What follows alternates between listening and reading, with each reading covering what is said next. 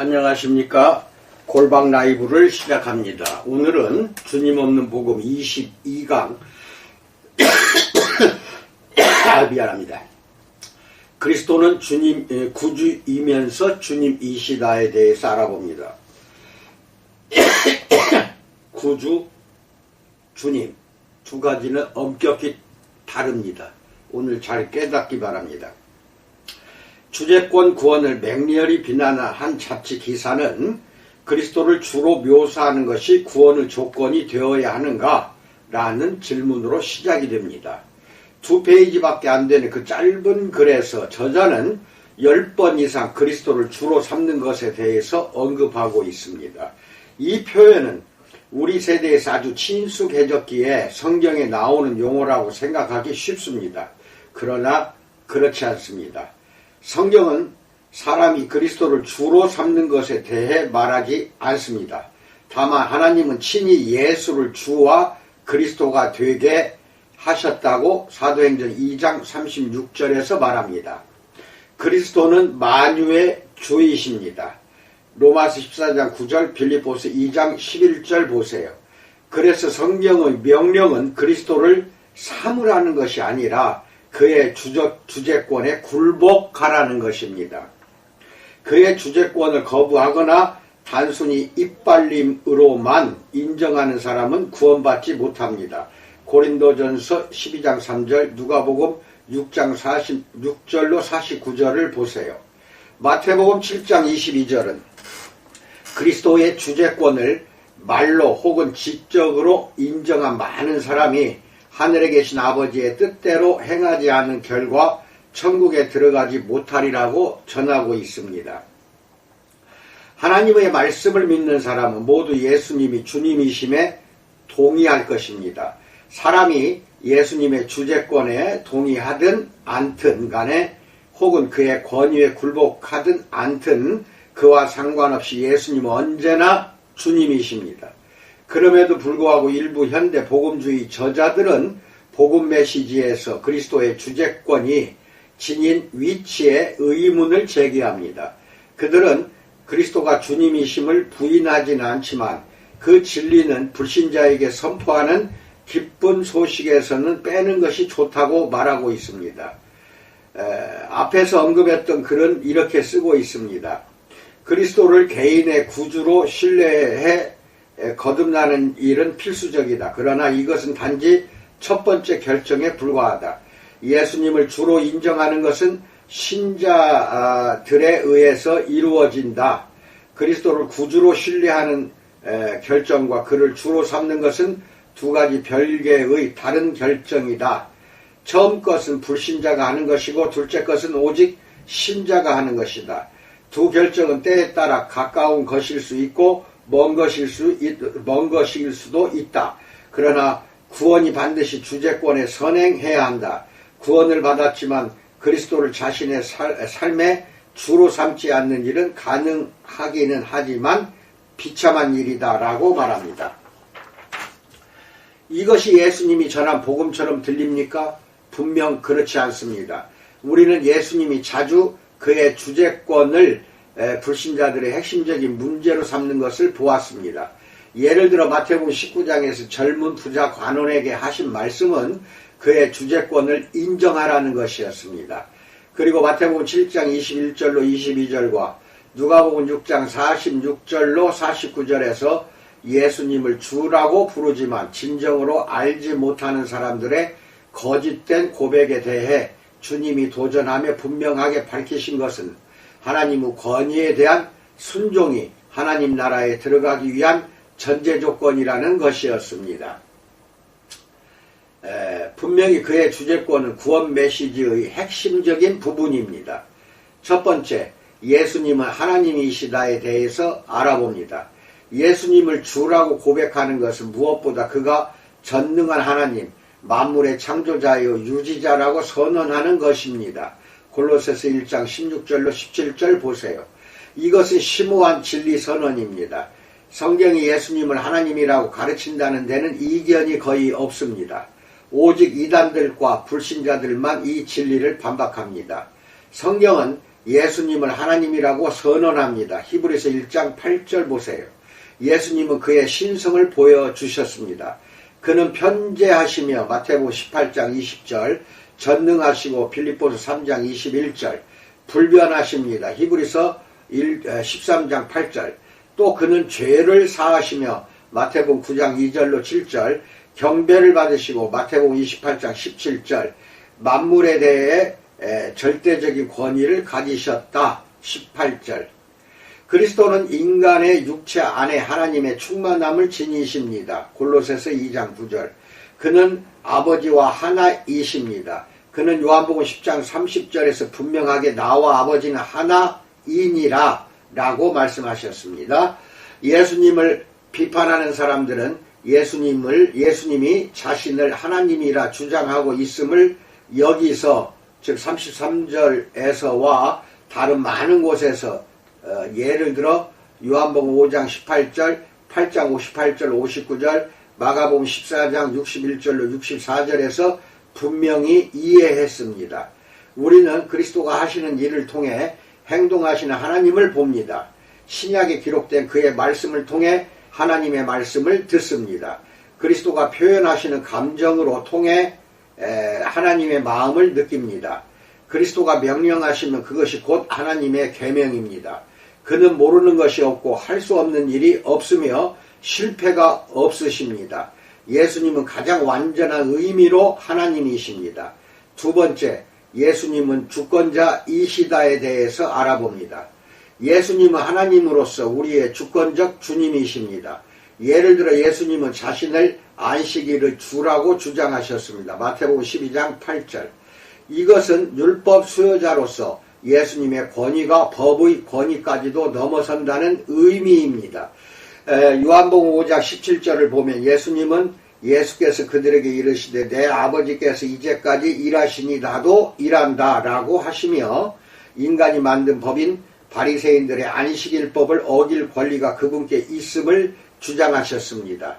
이처럼 예수님은 하나님과 동등한 권위를 주장하셨습니다. 그래서 유대 지도자들은 여기에 분개해 예수님을 죽이려고 했습니다. 18절. 그런 반대에 부딪혔을 때 예수님은 완고한 불신자들과 대화하지 않으셨습니다. 단순히 하나님으로서 자신의 내재적인 권위에 거듭 호소하실 뿐이었습니다. 19절로 47절, 요한복음 10장 22절로 42절 보세요. 예수님은 때가 이르기 전에 유대 지도자들이 그를 죽일 수 없었다는 사실도 그의 주권을 증명합니다.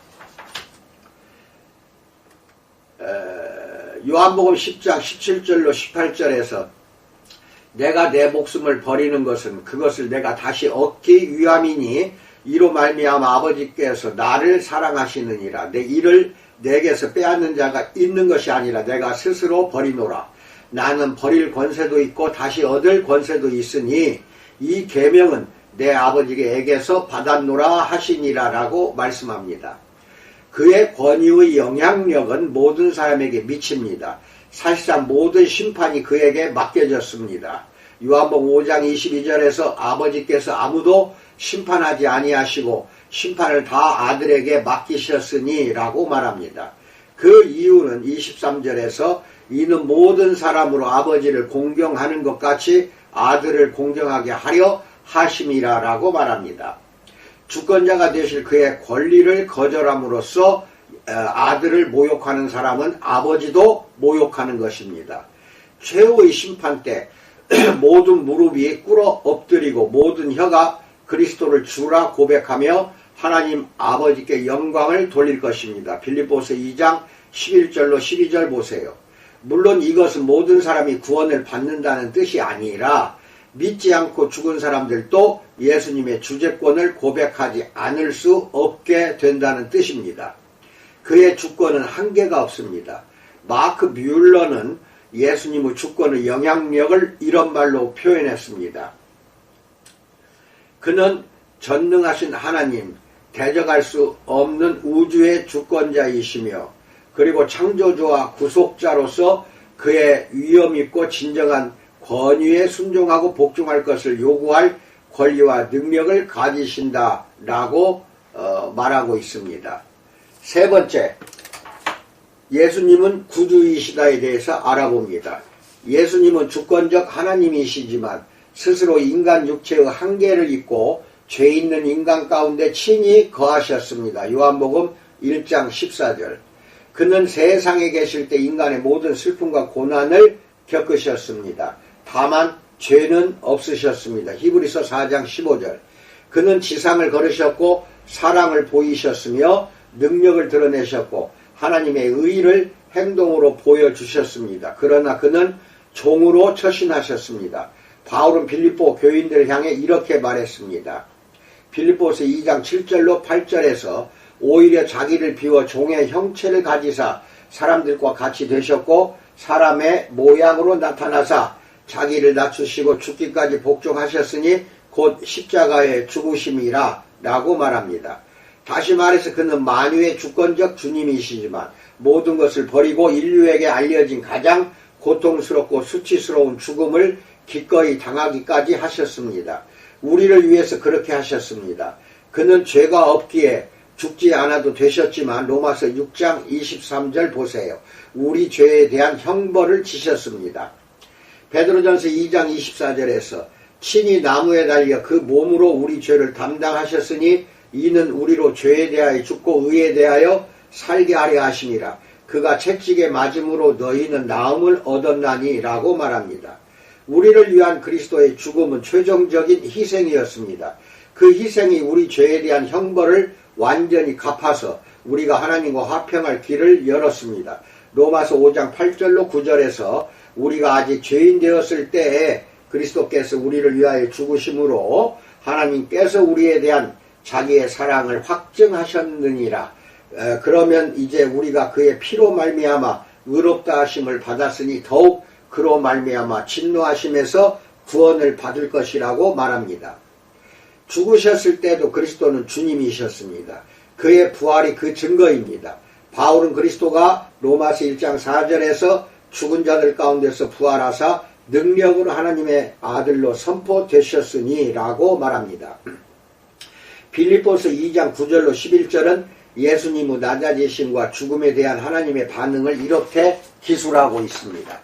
이러므로 하나님이 그를 지극히 높여 모든 이름 위에 뛰어난 이름을 주사 하늘에 있는 자들과 땅에 있는 자들과 땅 아래에 있는 자들로 모든 무릎을 예수의 이름에 꿇게 하시고 모든 입으로 예수 그리스도를 주라 시인하여 하나님 아버지께 영광을 돌리게 하셨느니라 라고 말합니다.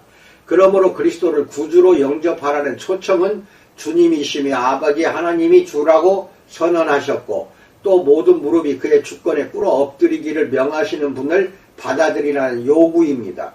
그를 영접하는 사람은 구원을 얻게 됩니다. 요한복음 1장 12절 보세요. 그러나 반드시 그의 전부를 영접해야 합니다. 디모데전서 6장 15절에서 복되시고 유일하신 주권자이시며 만왕의 왕이시며 만주의 주시오라고 말합니다. 네 번째, 예수님은 주님이시다에 대해서 알아봅니다. 예수님은 주님이십니다. 성경은 일괄적으로 그리스도의 주재권을 모든 방법을 통해 확언합니다. 그는 심판의 주님이십니다. 안식일의 주인이십니다. 만물의 주인이십니다. 사도행전 10장 36절 보세요. 신약에서는 예수님을 747회 이상 주님, 즉 큐리오스라고 불렀습니다. 사도행전에서는 예수님을 92회 주님이라고 불렀는데 구주라고 부른 것은 단 2번 뿐입니다. 분명히 초대 교회의 설교에서 그리스도의 주재권은 기독교 메시지의 핵심이었습니다.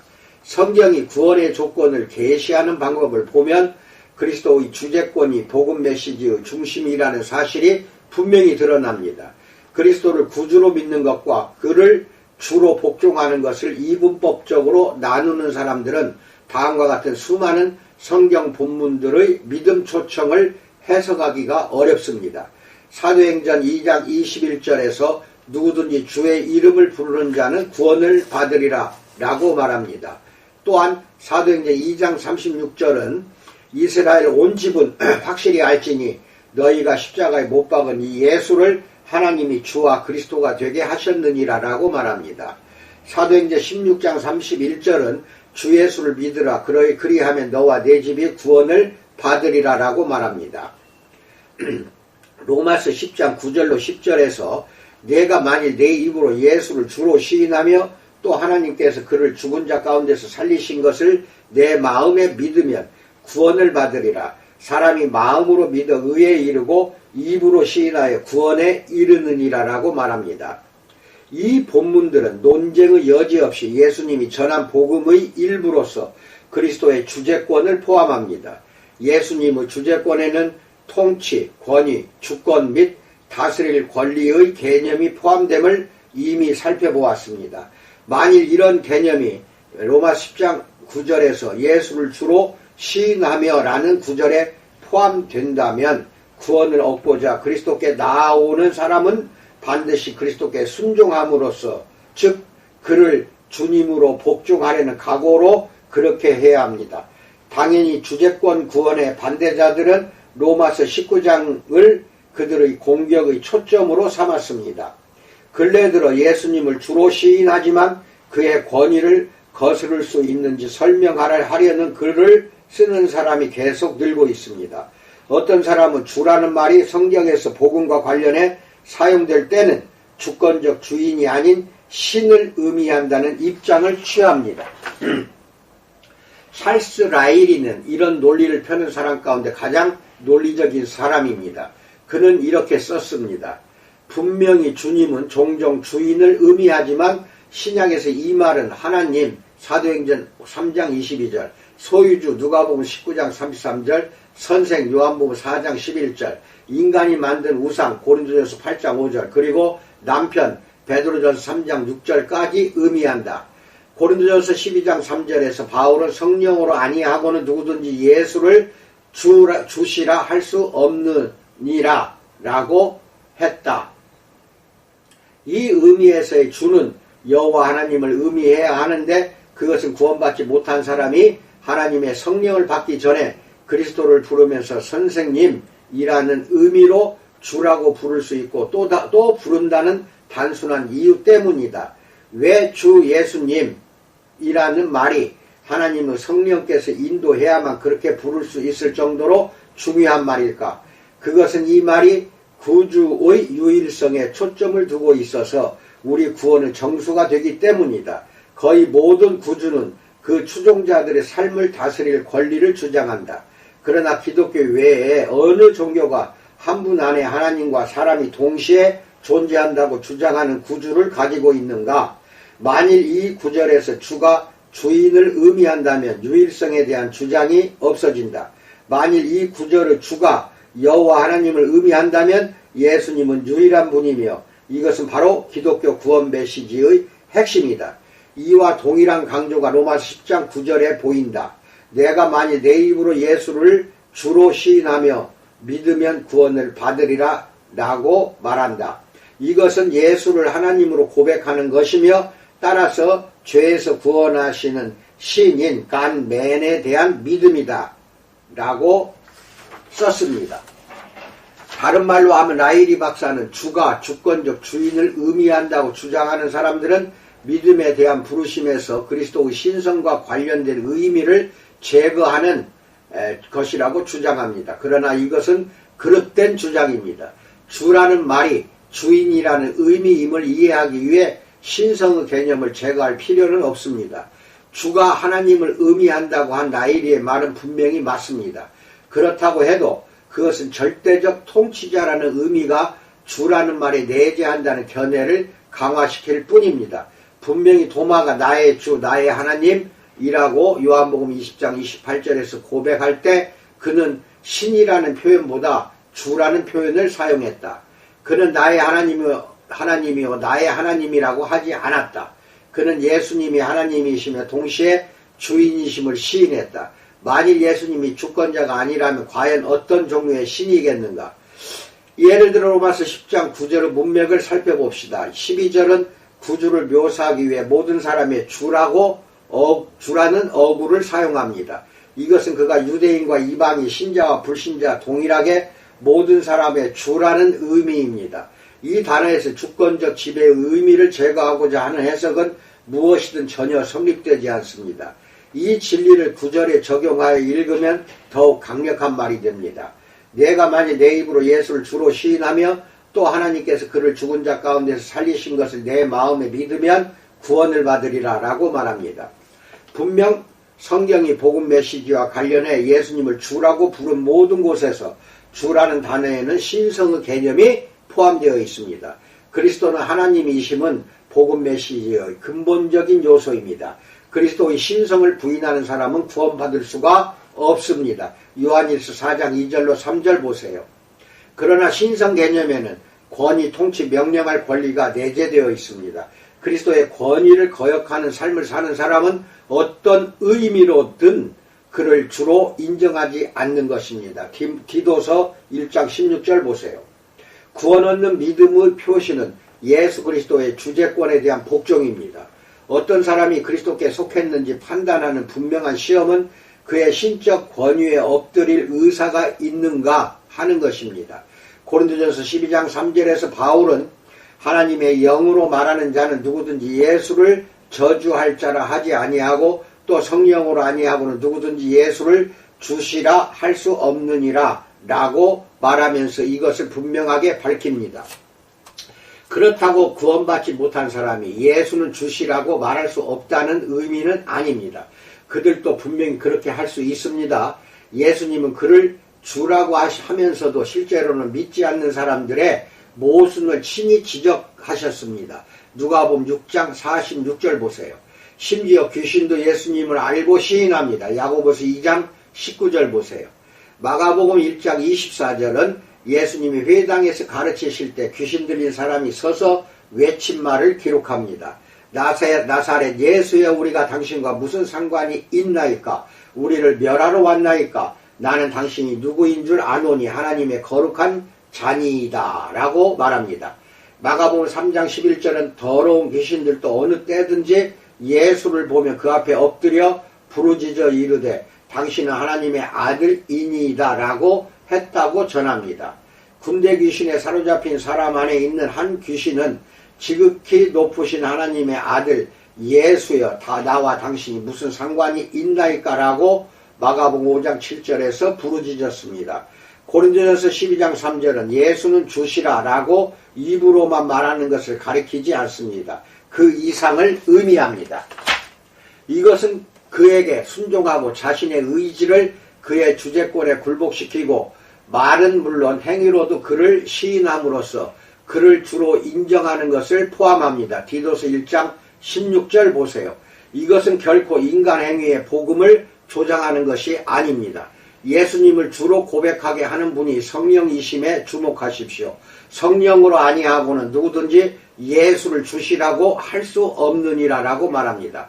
예수님을 주로 복종하는 것이나 그를 구주로 믿는 것은 둘 다 공로를 쌓는 인간의 행위가 아닙니다. 둘 다 하나님의 호의를 얻기 위한 인간의 선행이 아닙니다. 둘 다 모든 믿는 자의 마음에서 일하시는 하나님의 주권적인 역사입니다. 또한 이는 둘 중 하나만 존재할 수가 없습니다. 예수님은 주가 아니면 구주가 되실 수 없습니다. 예수님이 주가 아니라면 왕이나 메시아 또는 우리의 대제사장이 될 수가 없습니다. 그의 주재권을 떠나서는 구원 사역의 모든 측면이 불가능합니다. 우리가 구원을 얻고자 예수님께 나아올 때는 만유의 주이신 분께 나아오는 것입니다. 이 진리를 빠뜨린 메시지는 그 무엇이든 복음이라고 부를 수가 없습니다. 주가 아닌 구주, 죄에 대한 권위를 드러내지 않는 구속자, 자기가 구하는 자들에게 명령할 수 없는 연약하고 병든 메시아를 전하는 메시지는 잘못된 것입니다. 예수님이 전한 복음은 그렇지 않습니다. 그 복음은 예수 그리스도를 주와 구주로 제시하고 그를 영접할 사람은 그를 있는 그대로 받아들이라고 요구합니다. 청교도 존 플라벨의 말을 빌리자면 이렇습니다. 그리스도를 전하는 복음은 그의 모든 직임을 소개한다. 복음적 신앙은 그렇게 주를 영접해 그에 의해 구속받을 뿐 아니라 그에게 복종하고 그가 죽음으로 사신 결과와 열매를 얻을 뿐 아니라 그의 거룩한 삶을 본받는다. 곧 주 예수 그리스도를 전부 영접하는 것이어야 한다 라고 말합니다. 토저도 이와 같은 맥락의 글을 썼습니다. 사람들에게 그리스도를 나누어서 믿으라고 전하는 것은 나쁜 가르침이다. 우리는 그리스도를 절반이나 3분의 1 혹은 4분의 1만 영접할 수 없다. 우리는 그리스도의 한 직임이나 한 사역을 믿는 것으로는 구원을 받을 수 없다라고 말합니다. 모든 것이 주가 되지 못하는 구주를 소개하는 복음은 무엇이든 예수님이 전한 복음이라고 할 수가 없습니다. 예수님은 주님이십니다. 그래서 그가 주님임을 거부하는 사람들은 그를 구주로 받아들일 수 없습니다. 그를 영접하는 사람은 누구든 그의 권위에 굴복해야 합니다. 입으로는 그리스도를 영접한다면서 실제로는 그가 우리를 다스릴 권리를 거부하는 것은 완전히 모순입니다. 한 손에 죄를 붙들고 있으면서 다른 한 손으로 예수님을 붙들려고 하는 것은 헛된 행위입니다. 우리가 여전히 죄에 매여 있다면 그것은 대체 어떤 종류의 구원입니까? 이상입니다. 아멘. 예수님을 우리는 흔히 구주로만 알고 있는 것이 현대사회 복음의 큰 잘못입니다. 구주라는 것은 우리 죄를 대신해서 구속해 주었다는 뜻이고, 주라고 하는 것은 예수님이 우리의 통치권자여 우리를 다스릴 권세가 있다고 인정하고 굴복하는 것입니다. 그러면 예수는 어떤 분이십니까? 주님이시며 또 구주이십니다. 그래서 주와 구주는 뜻은 다릅니다. 주라는 것은 복종할 의무가 있다고 섬기는 것이고 주님으로, 구주라는 것은 우리를 구해주셨다는 뜻입니다. 그런 뜻의 차이는 있을지언정 두 가지는 붙어 다닙니다. 우리 주님은 예수님은 주이시오 구주이십니다. 이 두 가지는 항상 붙어 있는데 구주로만 인정하는 현대 크리스찬들이 많습니다. 나를 구해주었다, 이것만 알고 있어요. 주를 잊어버리고 있다는 겁니다. 그 뜻은 뭐냐? 예수님의 말씀에 복종하지 않는다는 뜻입니다. 그러면은 구주로 인정했다 하더라도 구원받을 수가 없습니다. 구주라는 것은 우리 죄를 대속해 줬다는 뜻이지, 주라고 인정 않는다는 건 복종하지 않기 때문에 어떻게 구원받겠습니까? 주와 구주 둘 다 인정하고 복종하면서 예수님께 항상 감사드리며 찬양할 뿐입니다. 여러분 잘 이해하셨다고 한다면은 감사하겠습니다. 이상입니다.